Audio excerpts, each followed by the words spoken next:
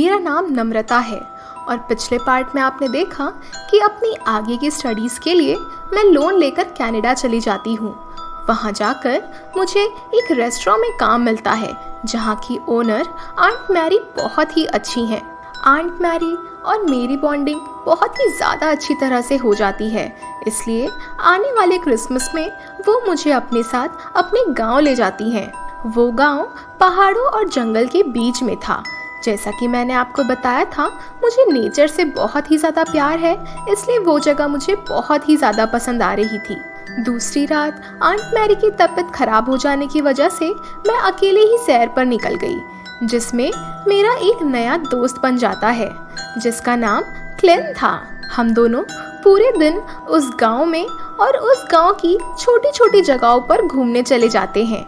वापस आते आते हमें 8 बज जाता है और आंट मैरी ने मुझे साफ साफ कहा था कि 8 बजे के बाद गांव के बाहर घूमना सही नहीं है, यहाँ पर थोड़े बहुत खतरे हैं।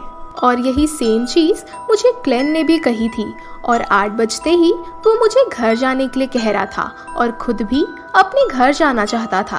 पर मैंने अपना मन बिल्कुल बना लिया था कि चाहे कुछ भी हो जाए, अभी तो मैं वापस घर नहीं जाने वाली।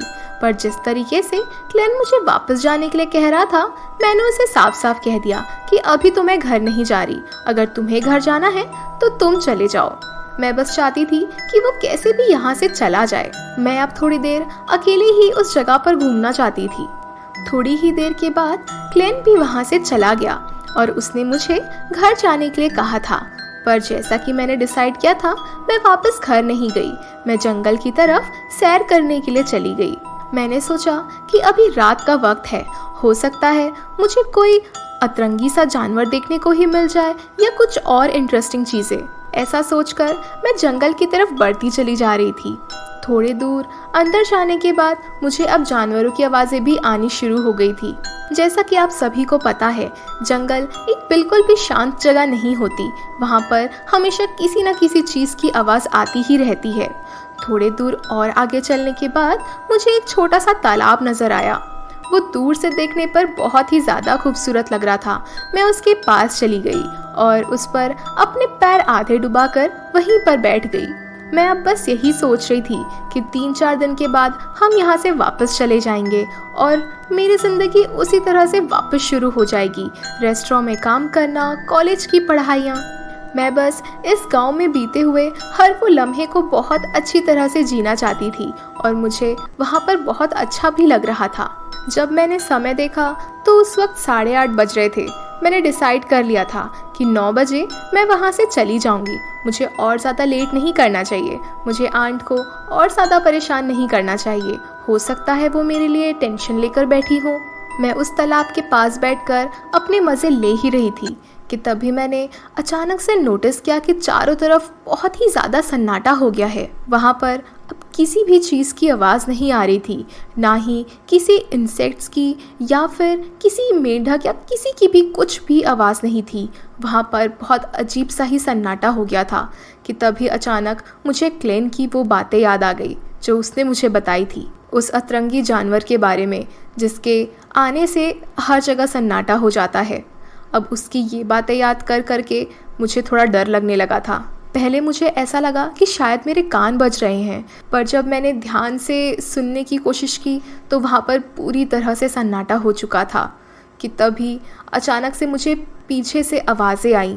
मैंने घबरा कर पीछे पलट कर देखा तो मुझे कोई भी नज़र नहीं आ रहा था कि तभी मुझे दोबारा से किसी चीज़ के चलने या दौड़ने की आवाज़ आई।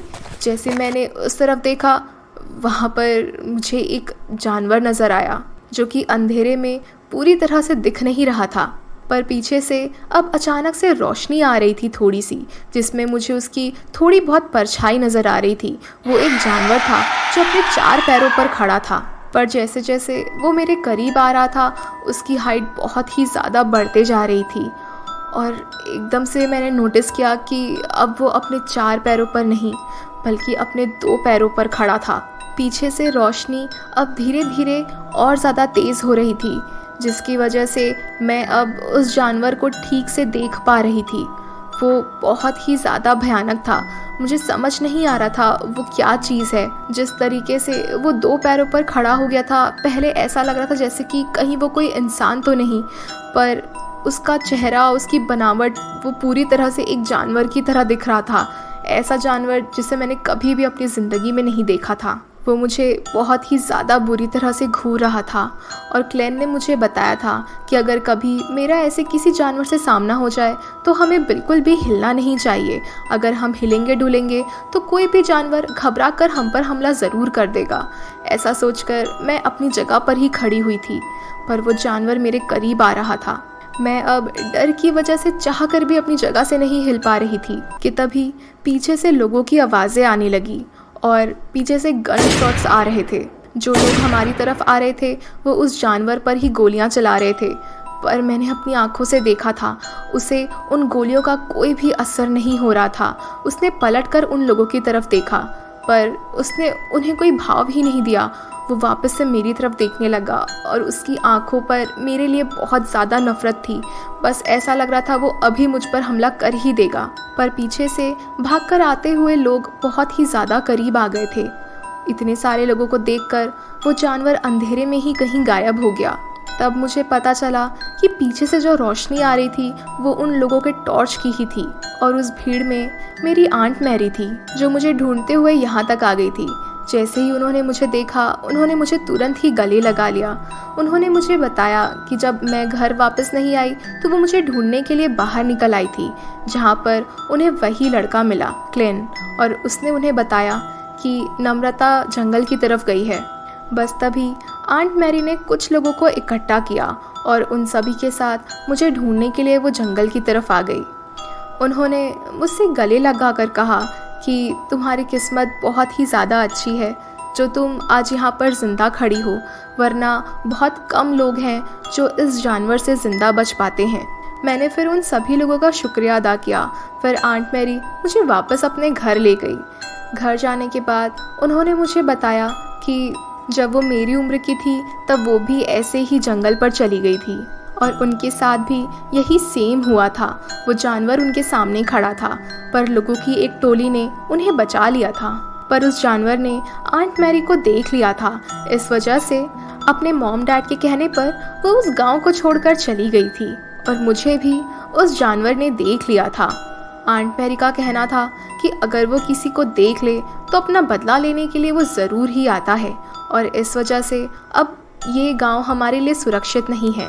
इसी वजह से हम अगले दिन ही वो गांव छोड़कर वापस शहर की तरफ चले गए। मुझे बहुत ही ज़्यादा ख़राब लग रहा था क्योंकि आंट मैरी क्रिसमस भी सेलिब्रेट नहीं कर पाई थी। पर उस जंगली जानवर को देखने के बाद जो मुझे पता ही नहीं है कि क्या चीज़ है, मैं वापस कभी भी उस जगह पर जाना पसंद नहीं करूँगी।